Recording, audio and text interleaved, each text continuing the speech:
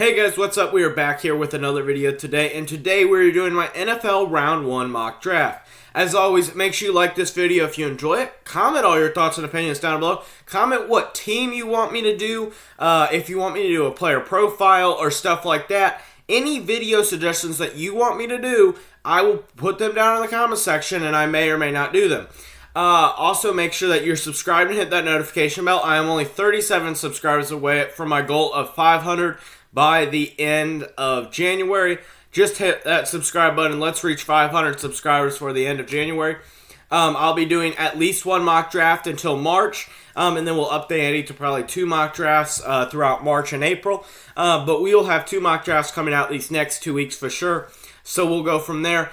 Also understand this is being recorded prior to Week 18. I know I'm releasing it after Week 18. But I needed to record it before, so make sure that you are hitting that subscribe button and hitting that notification bell. So, with round 1, pick 1, you have Evan Neal, offensive tackle out of Alabama.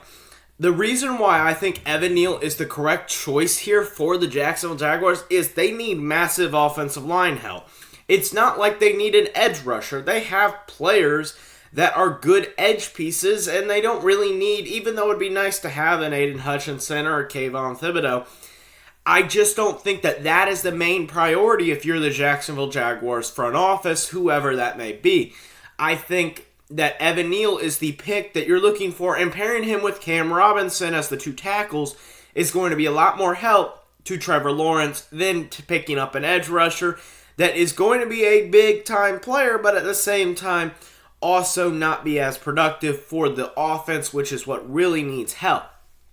Then, with the second pick overall, we have the Detroit Lions. I think this changed. The Texans now have the second overall pick, but really it doesn't matter to how I drafted.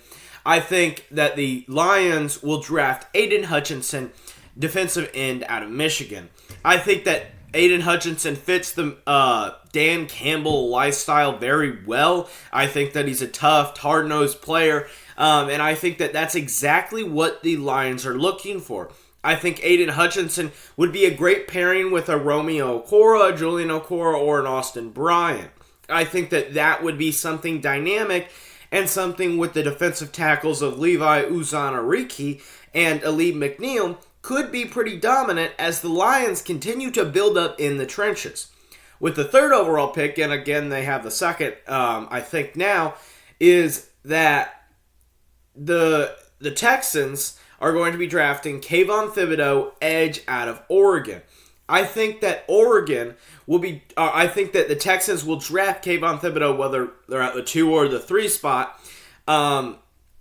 is because I think that Kayvon Thibodeau is just one of the best pure edge rushers, and that is something that is lacking in this Texans organization. Pretty much everything is lacking in this Texans organization. Like, there is not a position that they could not need a better player at.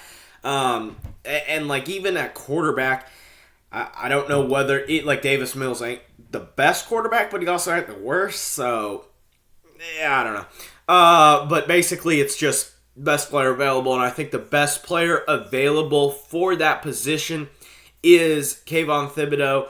But talking about one of the best players in the draft, at number 4, the New York Jets will be drafting Jamal Adams' replacement. I know he was gone a couple of years ago, but still, Kyle Hamilton, safety out of Notre Dame. I think Kyle Hamilton is one of the best all-around players in this draft. I think he may even be the best player in this draft purely based on talent. He has the skills of Jamal Adams, but he also has the skills of Eric Reed. You have 2 dynamic safeties all mushed into one. I think Kyle Hamilton could be the best safety out of the draft since, I don't know, the early 2000s. Like, one of the best safeties of all time. The best safety, at least, and since Jamal Adams. And will probably be a top 5 pick. And I expect the Jets, a team that could use a lot of back-end depth with just Ashton Davis back there. I think that Kyle Hamilton, with what the skills of what Robert Saleh wants to run, you'll understand this pick a little bit more with my second pick that I have them at number 7. At number 5, we have the New York Giants drafting Akeem Ikuan. I'm sorry if I'm butchering that name. I know I am. But offensive tackle out of NC State. So with this, I just want to say this. I'm not an offensive line expert in any way, shape, or form. I know Evan Neal is pretty much the number one, and I've seen him differentiate himself from Charles Cross and Akeem, offensive tackle out of NC State. Both of them, Charles Cross, offensive tackle out of Miss State. I think, I'm going to be honest, there isn't to me a big difference because I don't know the big difference between them. I know that Evan Neal, either way, point being is this. I'm going to stop blabbering. If you disagree with this and want Charles Cross, I understand. I'm not going to say I'm the foremost expert on it. I'm just going to say this. I think that the Giants need an offensive tackle because their offensive line is just awful. And if you are keeping Joe Judge as a head coach, you are going to need to protect Daniel Jones. And to do that and to protect Joe Judge's job, I think that the best thing to do is to get another offensive tackle opposite of Andrew Thomas, who is really the only decent and solid player on that offensive line all year long. So you're going to pick up an offensive tackle there. On to number 6, Carolina Panthers. I had them selecting QB, the first QB of the draft, out of Ole Miss, Matt Corral. I think that Carolina is missing one big piece, and that's quarterback. And I think that Matt Corral perfectly fits a Matt Rule type system. Matt Rule likes to, I think, gunsling it a little bit more. Obviously, he will have a new offensive coordinator, so that may change philosophy-wise. But I expect it to be a big change in Carolina, and I expect the quarterback position to be a lot better with a guy like Matt Corral. Then at number 7, you have the second Jets pick of the draft, and you have George Karlaftis, edge out of Purdue. You have the third edge off the board, and I think George Karlaftis is the prototypical guy that Robert Saleh is looking for. The one thing that you want to know about Robert Saleh is Robert Saleh loves to build up his front seven and then just kind of let his front seven do all the work and then have the secondary do whatever it wants. But I think with the addition of Kyle Hamilton, it locks down the back half because Kyle Hamilton can get all over the field. No problem. Just look at the Florida State interception he had. I think one of the Florida State interceptions. He had 2. Either way, point being, George Karlaftis is the edge I think you're looking for, and I think it's better to draft Kyle Hamilton with their first pick and then George Karlaftis with your second first-round pick because I don't think Kyle Hamilton will be available with that second first-round pick because I think a team like the Giants could pick him up at number 5. So with number 8, the New York Giants are selecting. I was tempted to select another tackle here in Charles Cross, but I instead went with the center out of Iowa, Tyler Lindenbaum. I think that this offensive line is just pure trash and a disaster area. And the problem that I have here is I was thinking about getting a cornerback, a lockdown cornerback, but I think if you're going to have any success, it's building up that offensive line and using that as a dynamic unit. So I decided to draft Tyler Lindenbaum, the center out of Iowa. I think that him and the offensive tackle out of NC State and Andrew Thomas will be able together to make a sustainable offensive line. At number 9, we have the second quarterback off the board for the Washington football team, and that is Kenny Pickett, quarterback out of Pittsburgh. I think again, like Carolina, the Washington football team, soon to be named something other than football team, the one piece that they are very much missing is a quarterback. I think Kenny Pickett is the perfect addition to a dynamic wide receiver core with a Logan Thomas as tight end. You have Terry McLaurin and all sorts of weapons out of the backfield too that you can use in a dynamic passing attack much more like 2020 rather than 2021. I think that Kenny Pickett is very good at distributing the ball and being an efficient game manager in order to get that ball out, even though he doesn't have the highest ceiling, in my opinion, not even close. I think that Kenny Pickett is good enough, and I think he is exactly what Washington is looking for. At number 11, or number 10, to round out the top 10 picks here, we have Derek Stingley, cornerback out of LSU, going to the Atlanta Falcons. I think the Falcons are really looking for a second cornerback that can, because here's the one thing that I will say. I was very tempted to take a wide receiver because there have been some Calvin Ridley rumors, and if Calvin Ridley is traded, I could see them taking a wide receiver here like a Garrett Wilson, a Chris Olave, or a Treylon Burks. But I think with Calvin Ridley still on the team, you still have some dynamic wide receiver talent, and obviously you still have Kyle Pitts. I think that it was better to lock down that secondary with now A.J. Terrell and Derek Stingley. I think that both of them will be good additions. Terrell's already there, but I think Stingley, being a second quarterback, you would really have a great secondary, and you would be able to shut down a lot of teams with that, especially a team like the Tampa Bay Bucks with Chris Godwin, maybe not, but also a Mike Evans, and the tight ends that they have from Rob Gronkowski to O.J. Howard to whoever Cameron Brate. At number 11, you have the the Denver Broncos. I have them selecting DeMarvin Leal, defensive lineman or defensive tackle out of Texas A&M. I think that this is one of the things that they're missing is a big run-stuffing guy up front. Is, I think, one of the biggest positions of need. You still have Bradley Chubb. You lost Von Miller. So I think your defense is suffering a little bit. And to be honest, I think that their offensive line could be an issue. But I just didn't think that any offensive linemen other than Charles Cross were really available for that pick. And I really liked Leal better than Cross positional value-wise. So I decided to pick the defensive tackle out of Texas A&M there with the 11th pick. With the 12th pick in the draft, I had the Minnesota Vikings selecting Devin Lloyd, linebacker out of Utah. I think that the Vikings defense has been horrific, so I'm just looking for any defensive player whatsoever. And I think one of the best available is Devin Lloyd. He has the athleticism, he has the leadership, he has the skills to be a good linebacker in the NFL. So I really thought about taking a guy like Nakobe Dean out of Georgia, but I think Devin Lloyd is a little bit better just by a hair. So I decided to pick him because of that need at that linebacker position for the Vikings. Pretty much any defensive position would have worked, but I think Devin Lloyd was the best defensive player available for them. So talking about wide receivers here, at number 13, the Cleveland Browns, I have them selecting Garrett Wilson, wide receiver out of Ohio State. Garrett Wilson, I think is the best wide receiver in the draft.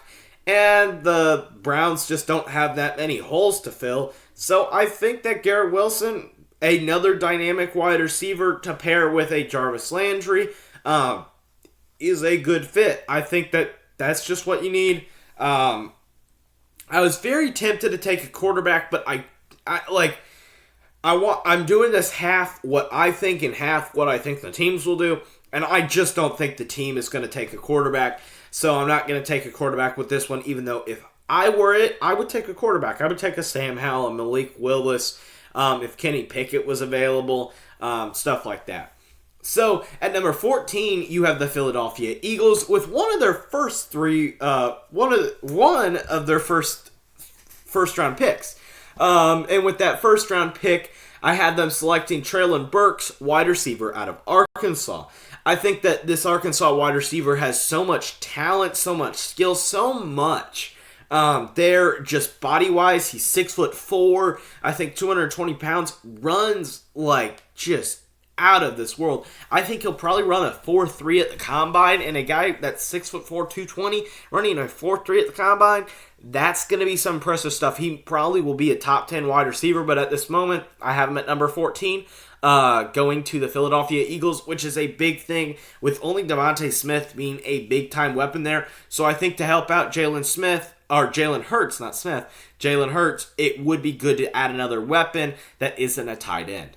At number 15, you have the quarterback list Saints, and with Taysom Hill out for the rest of the season, I know the Saints season is now over, But I think that it could be an lingering injury, and I don't think that the Saints are particularly high on Ian Book, even though they drafted him in the 4th round.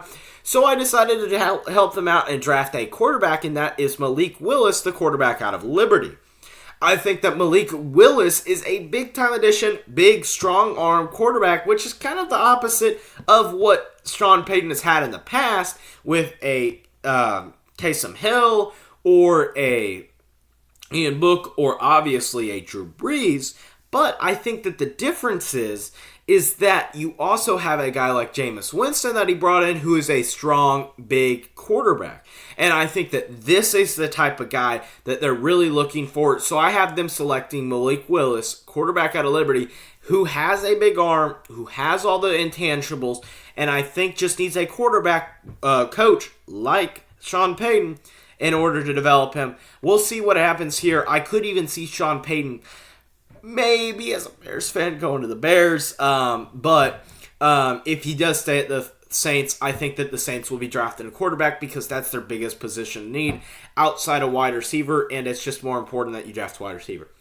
At number 16, I had the Baltimore Ravens selecting Jameson Williams, wide receiver out of Alabama. If I knew about the injury to him, I don't know how bad the injury is last night when he played in the national championship game. But I think that Jameson Williams will be fine. I think he'll be fine for the combine. But I have the Baltimore Ravens selecting him because the Ravens need a lot of wide receiver help. And that is one area that will really help them out is by drafting a wide receiver. And that is Jameson Williams.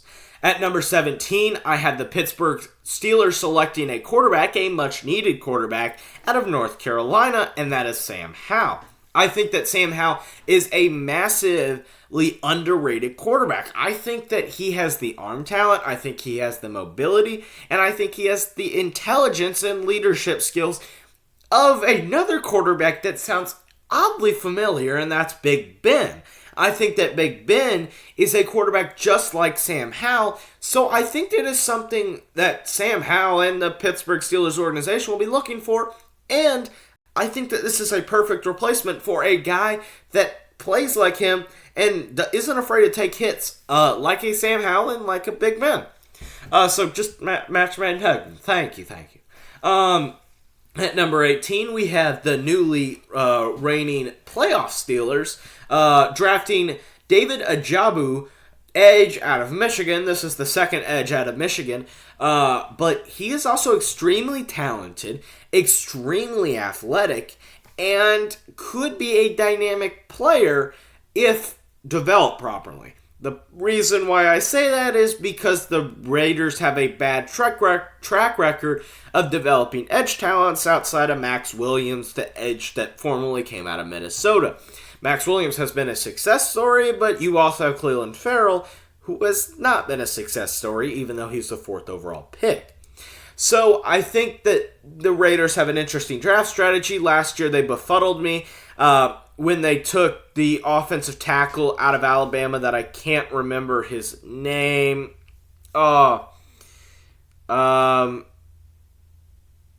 his name? I'm going to look this up because this is going to bother me.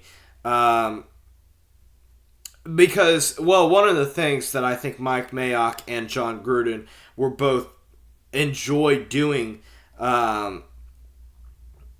was drafting guys out of Clemson and Alabama. Alex Leatherwood, that's who it was. Either way, point being, you still get it.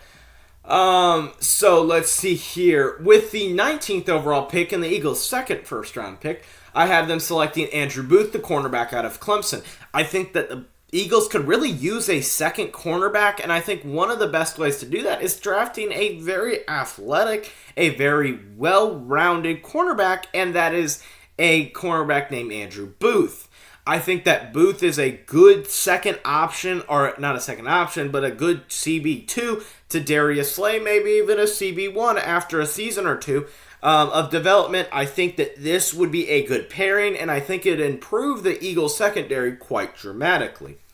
At number 20, you have the Los Angeles Chargers, and I have them selecting Nakobe Dean, linebacker out of Georgia.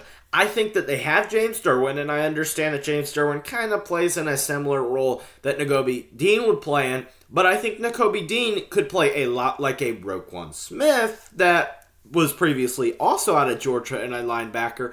I think that Nakobe Dean is just what the Chargers are looking for defensively and could help them out when playing quarterbacks like Patrick Mahomes or athletic quarterbacks just in general. I think that that could be a big improvement for the Raiders. Or not the Raiders, the Chargers, I'm sorry. With number 21, I have the Philadelphia Eagles selecting Charles Cross, the offensive tackle out of Miss State. I think that the Eagles could use a little bit of offensive line help. It was an offensive line that struggled a lot early on in the year, has gotten a little bit better throughout the year, but has struggled so much that I think you could just use another offensive tackle, and he's a guy that could go top 10, so I think it's quite a steal at number 21.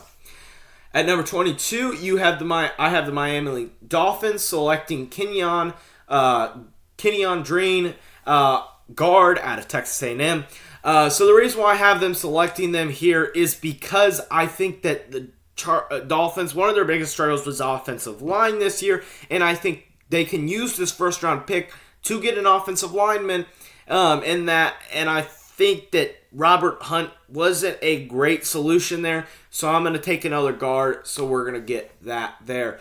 At number 23, you have another big wide receiver off the board, and that's Drake London going to the New England Patriots. This wide receiver out of Southern Cal is a dynamic playmaker and exactly the playmaker that you're looking for in the Patriots offense.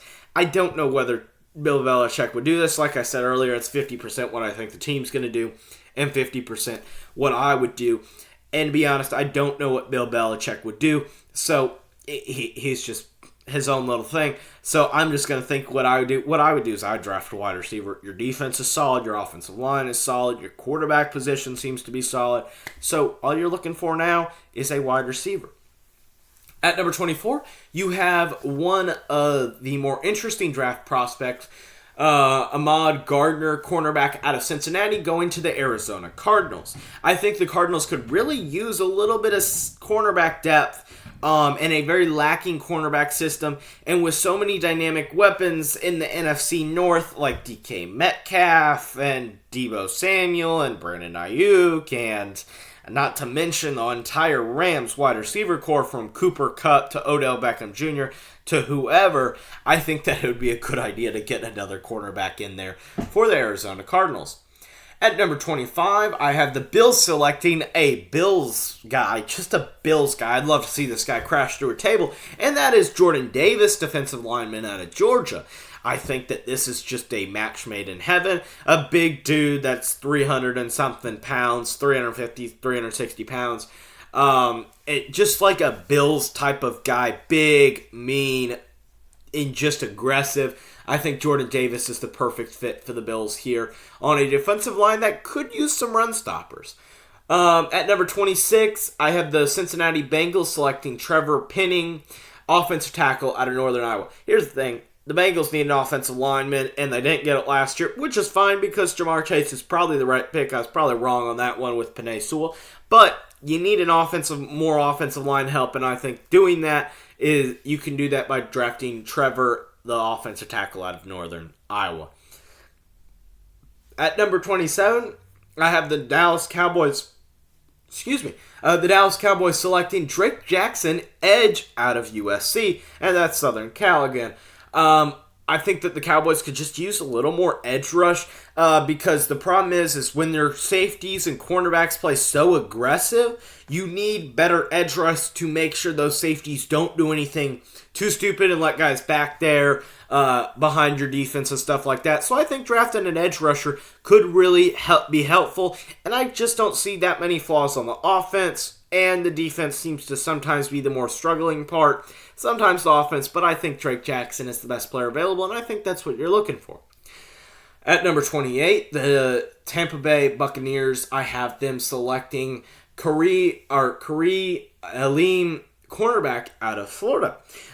Basically here, the Tampa Bay Buccaneers are going to need some cornerback help with maybe one of their cornerbacks leaving him. I'm blanking on his name at the moment. But with a possible cornerback leaving them, you're going to need to find a replacement. And even if he doesn't leave, you could always use cornerback depth if you are the Tampa Bay Buccaneers. And I think that's the best available draft pick. At number 29, I have the Chiefs selecting Chris Olave to be the number 2 wide receiver to Tyreek Hill.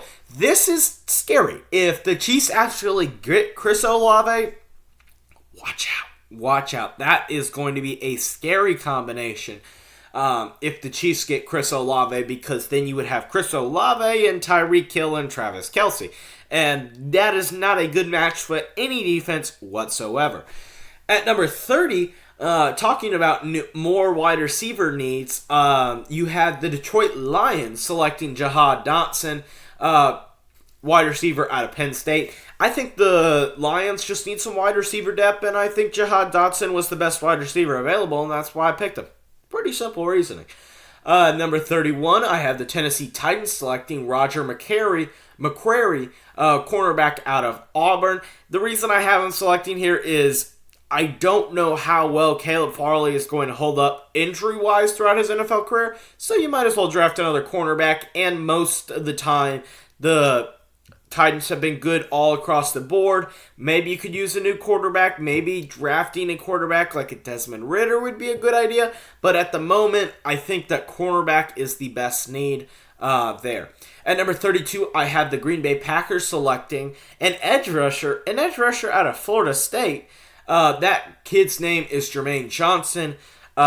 He's an edge rusher out of Florida State, a massively talented player, left Georgia to get a little more playing time, and has really proven everybody wrong and has played fantastic throughout this season.